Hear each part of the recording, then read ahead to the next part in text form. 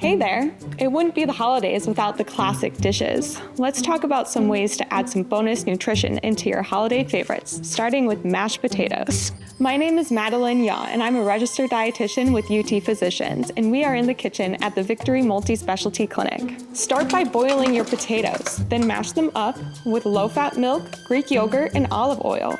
Don't forget the spices and garnish, and enjoy. This version has less saturated fat, but just as much flavor and creaminess as the classic dish. Don't fill up on bread, save room for the good stuff. Like stuffing. Stuffing is the perfect dish for adding some more vegetables. Try butternut squash stuffing with protein-packed quinoa and sauteed veggies. Try it with heart-healthy walnuts and dried cranberries. Are you stuffed already, or did you save room for dessert?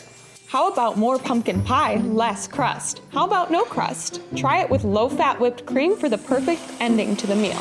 For the full recipes, check the link in the description. Happy holiday cooking from all of us at UT Physicians.